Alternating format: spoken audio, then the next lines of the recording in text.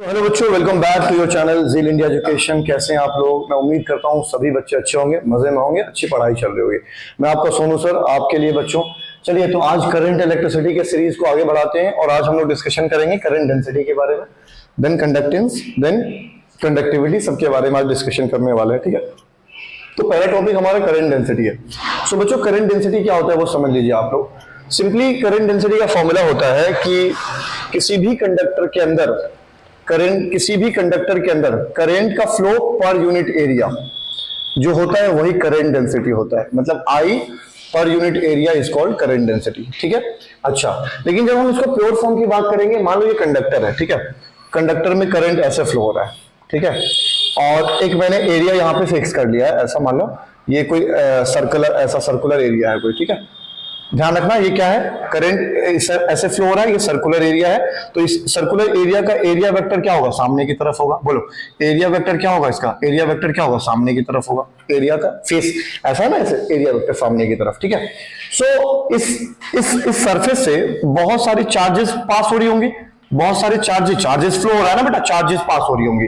So current density का जो pure formula ये होता है कि किसी फिक्स्ड स्पेसिफिक एरिया से, किसी एरिया से जो कि करंट के फ्लो के परपेंडिकुलर रखा गया है, तो उस एरिया से फ्लो होने वाले चार्ज के रेट का पर यूनिट एरिया, मतलब फ्लो होने वाले चार्ज के रेट का Q/T का पर यूनिट एरिया, मतलब 5 सेकंड में कितना चार्ज यहां से निकला, 10 सेकंड में कितना चार्ज यहां से निकला, 20 सेकंड में कितना चार्ज यहां से निकला, और ये इसका एरिया कुछ ना कुछ एरिया तो होगा, that is per unit area.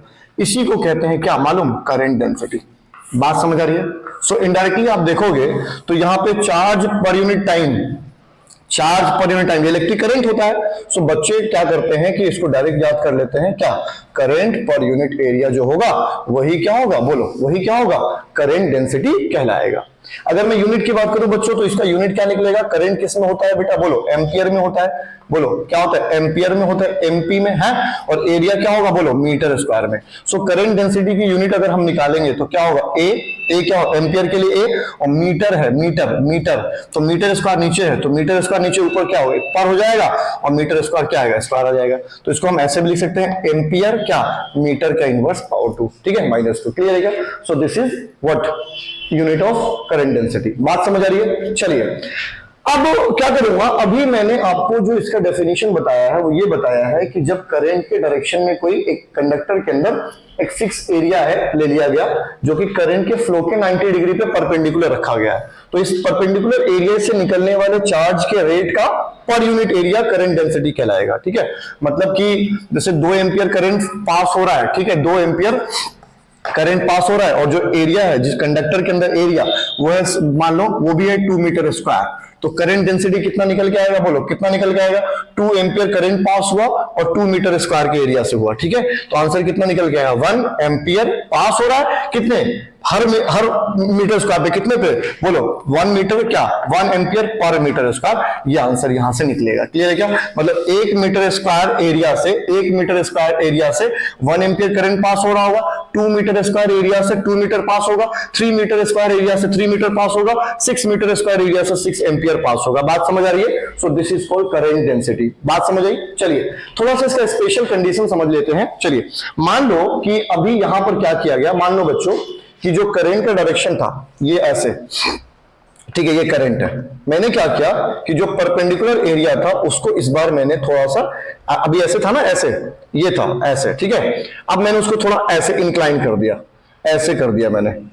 पहले कैसा था बेटा? पहले कैसा था? ऐसा था, ठीक है, ये था, अब मैंने उसको इंक्लाइन किया है, तो इंक्लाइन करने पे एरिया वेक्टर क्या होगा? इधर की तरफ आएगा। बोलो, एरिया वेक्टर कहां आएगा? इधर की तरफ आएगा। करंट का डायरेक्शन क्या है? इधर की तरफ है। बोलो, बात मेरी समझ आ रही है? बोलो, बात समझ आ रही है? सो अब करंट तो ऐसे है, तो एरिया वेक्टर ऐसे, मैंने उसको एरिया को ले लिया है, तो करंट ऐसे तो नहीं जाएगी ना, करंट तो अब भी ऐसे रहेगी। सो जब मैं करंट डेंसिटी की बात करूंगा तो करंट डेंसिटी में इस वाले इधर जो एरिया वेक्टर आ रहा है इसका तो कोई रोल ही नहीं है, रोल किसका होगा? इधर का। सो मैं क्या करूंगा, मान लो इसके बीच में थीटा एंगल बन रहा है, सो एरिया का इधर कंपोनेंट कौन सा कंपोनेंट आ जाएगा? बोलो, ए कॉस थीटा। बोलो, मान लो कि ये एन है, सो एन जो है वो करंट के डायरेक्शन में कौन सा कंपोनेंट लेकर आएगा? बोलो, ए कॉस थीटा लेकर आएगा। बात मेरी समझ आ रही है? बात मेरी समझ आ रही है? सो अगर मैं इस कंडीशन में करंट डेंसिटी निकालूं, करंट डेंसिटी, तो क्या निकल के आएगा, करंट आई तो आई रहेगा और नीचे कौन आएगा बोलो, ए कॉस थीटा, ए कॉस थीटा। सो यहां से जो आई निकल के आया बच्चों, आई वो क्या निकल के आएगा, J dot A cos theta, ठीक है, J dot A cos theta. देखिए ध्यान से, ये दो फिजिकल कंपोनेंट है, इसके साथ कॉस थीटा आ रहा है, बीच में डॉट आ रहा है। सो जैसे ही डॉट को मैं रिमूव करूंगा, डॉट को रिमूव करूंगा, सो ये क्या हो जाएंगे, अपने वेक्टर फॉर्म में आ जाएंगे, J dot A dot A. बात समझ आ रही है। सो करंट जो होता है, इलेक्ट्रिक करंट, वो क्या होता है, दो वेक्टर का डॉट प्रोडक्ट होगा। कौन सा वेक्टर होगा, करंट डेंसिटी, और ए को भी हम एरिया वेक्टर लेके चल रहे हैं। तो देखो करंट की जादू देखो, करंट के साथ करंट दो वेक्टर का डॉट प्रोडक्ट है, लेकिन खुद क्या है, स्केलर। इसके ऊपर कहां मैंने एरो लगाया है, खुद क्या है, स्केलर। सो करंट के पीछे ना बहुत सारी लॉजिक है यार। करंट दो वेक्टर का डॉट हो रहा है, but still it is a scalar quantity. क्यों, देखो किसी जंक्शन पे मान लो एक करंट इधर आ रहा है, ऐसे इस पे 4 एम्पियर करंट गया और इधर से 6 एम्पियर करंट गया 90 डिग्री पे, ठीक है, और इधर से करंट आउट गोइंग हो रहा है। तो कायदे से भाई यहां अगर 4 एम्पियर आ रहा है 6 एम्पियर 90 डिग्री पे, तो ये तो इनका क्या होना चाहिए, वेक्टर प्रोडक्ट करके आना चाहिए, वेक्टर से रिजल्टेंट वेक्टर। लेकिन ऐसा नहीं होता है, आप सिंपली इसको ऐड कर दोगे, सिंपली ऐड कर दोगे, 4 + 6 आंसर कितना आएगा, 10 एम्पियर जाएगा। ये किरचॉफ का जंक्शन रूल है। मतलब क्या हुआ कि जब ये करंट यहां आई तो इस पे वेक्टर एडिशन नहीं हुआ, नॉर्मल एडिशन हुआ, अलजेब्रिक एडिशन। तो ये क्या बता रहा है कि करंट क्या होता है, स्केलर क्वांटिटी होता है। बात समझ आ रही है, बात समझ आ रही है। डायरेक्शन की हम बात कर रहे हैं, incoming, outgoing, A to B, B to A. Circuit में बात करते हैं, ए से बी करंट जा रही है, सी से डी करंट जा रही है, डायरेक्शन बोलते हैं, बट स्टिल करंट क्या होता है, scalar quantity. Current is not a vector quantity. ये प्रूफ यहां पर है। बात समझ आ रही है। सो जे का फॉर्मूला क्या निकल के आ गया, आई का फॉर्मूला क्या निकल के आएगा, जे डॉट ए आ गया। क्लियर है क्या, जल्दी से इस पूरी चीजों को नोट डाउन कर लीजिए। This is the current density. Clear है क्या, वीडियो पॉज करके नोट डाउन कर लीजिए। सो बच्चों अब देखिए, आप अब दो टॉपिक और रह गए यहां पर। देखिए मैं आप बात करूंगा कंडक्टेंस के बारे में और कंडक्टिविटी के बारे में।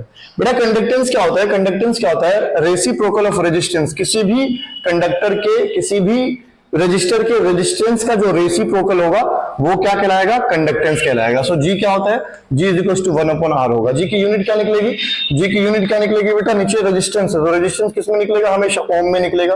बोलो तो इसका आंसर किस में निकलेगा, ओम इनवर्स। क्लियर है क्या, या अगर मैं यहां पर ओम लिखूं, ओम वर्ड लिख दूं, OHM, ठीक है, तो ये क्या निकलेगा, बोलो OHM का इनवर्स। ठीक है, ये कंडक्टेंस होता है। कंडक्टिविटी की बात इसका तो हम पहले भी बात कर चुके हैं, इसका जिक्र हो चुका है। सो कंडक्टिविटी क्या होता है, रेसिप्रोकल ऑफ रेजिस्टिविटी। ठीक है, रेजिस्टिविटी अगर कम होगा तो कंडक्टर अच्छा होगा, रेजिस्टिविटी अगर ज्यादा होगा तो कंडक्टिविटी कम होगी। इसकी यूनिट की अगर हम बात कर ले तो क्या निकलेगा, है ना, रो किस में होता है, बोलो ओम मीटर में, ओम मीटर में। ठीक है, तो इसका यूनिट क्या निकलेगा, ओम इनवर्स, बोलो, और मीटर इनवर्स। क्लियर है कि बात समझ आ रही कि नहीं है, बोलो ओम मीटर, ओम इनवर्स और मीटर इनवर्स, ये कंडक्टिविटी होता है। ठीक है, चलिए इसको नोट डाउन कर लीजिए जल्दी से, वीडियो पॉज करके इसको नोट डाउन कर लीजिए फटाफट। बेसिक है, छोटी छोटी चीजें हैं। ठीक है, कर देना। सो बच्चों अब हम लोग बात करने वाले हैं vector form of Ohm's law. Ohms law का वेक्टर फॉर्म क्या होता है, पहले तो समझना होगा आप लोगों को कि बच्चों ओम्स लॉ होता क्या है। सो ओम्स लॉ क्या होता है, आपने पढ़ रखा है, बोलो V = क्या होता है, फॉर्मूला आ रहा है, यही होता है ओम्स लॉ। ठीक है, सो इस फॉर्मूले का जो एक इक्वेशन आप देख रहे हो, V = आ रहा है, V क्या, potential, R resistance, I current. ठीक है, सो ये जो ओम्स लॉ है इसका वेक्टर फॉर्म क्या होगा। यार ये अजीब बात हो गई, वेक्टर फॉर्म क्या होगा, तो सुनो मेरी बात ध्यान से। वेक्टर फॉर्म क्या होता है, मान लो देखिए कंडक्टर है, ठीक है, ये कंडक्टर है, ठीक है, क्रॉस सेक्शन का पोटेंशियल V है, ठीक है, इसमें करंट I फ्लो हो रही है, ठीक है जी, और इस कंडक्टर का लेंथ मान लो, लेंथ ये है L है, ठीक है, करंट I इसके अंदर फ्लो हो रही है, तो जाहिर है कि इलेक्ट्रिक फील्ड भी कुछ ना कुछ उसके अंदर होगा, वो E इलेक्ट्रिक फील्ड होगा। क्लियर है क्या, सो आपको मालूम होना चाहिए कि जब यहाँ पे इलेक्ट्रिक फील्ड E है और कोई कंडक्टर इलेक्ट्रॉन यहां से यहां तक जाएगा, ठीक है, यहां से यहां तक, ठीक है, लोअर से हायर पोटेंशियल, ठीक है, हायर टू लोअर करंट का फ्लो, और इस तरह से आप देख लीजिएगा। ठीक है,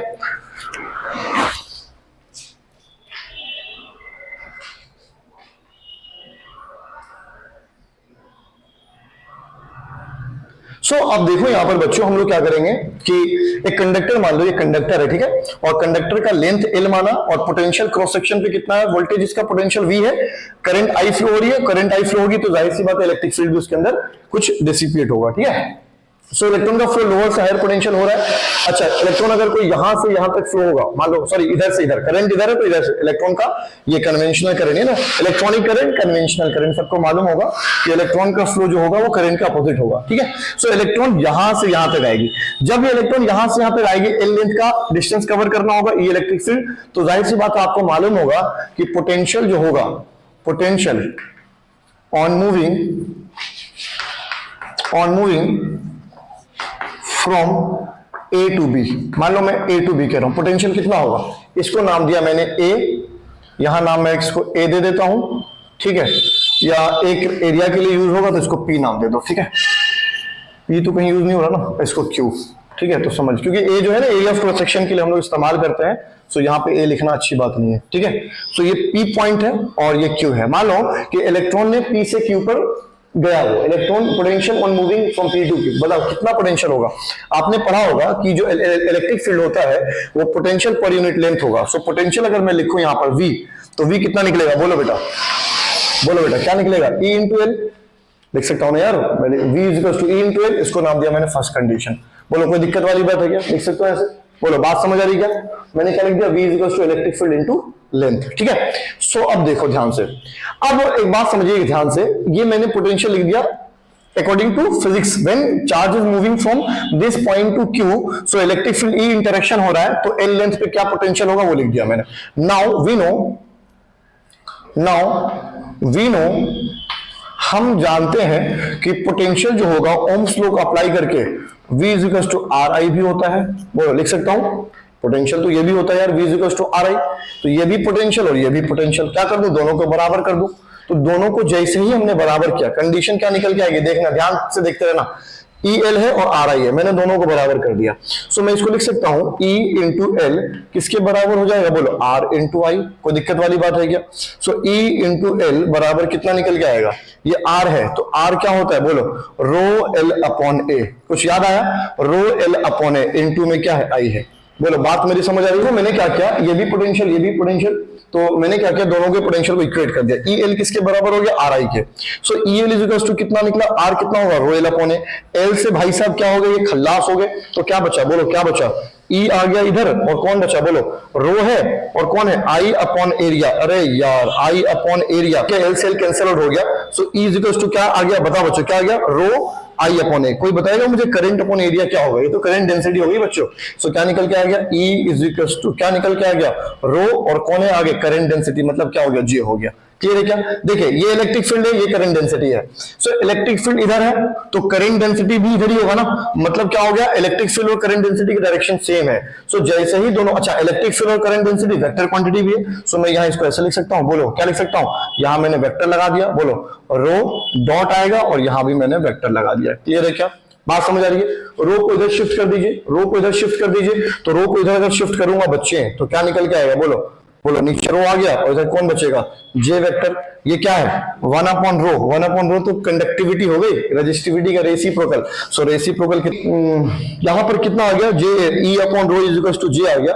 सो मैं इसको ऐसे लिख सकता हूं क्या बच्चों, बोलो क्या लिख सकता हूं, जे इज इक्वल टू क्या, सिग्मा, ये 1 अपॉन सिग्मा आ गया, सिग्मा को आगे लिख दीजिए, सिग्मा डॉट ई। सो ये इक्वेशन जो निकल के आ रहा है ये इक्विवेलेंट होता है किसके, V is equal to R आई के। सो मैं ये कह सकता हूं कि ये स्केलर फॉर्म है ओम्स लॉ का, और यहां देखिए एरो आ गया, सो ये क्या हो गया, vector form.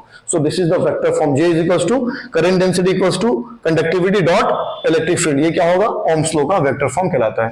Thank you class, thank you so much for watching, next video में मिलते हैं हम लोग, बाय बाय।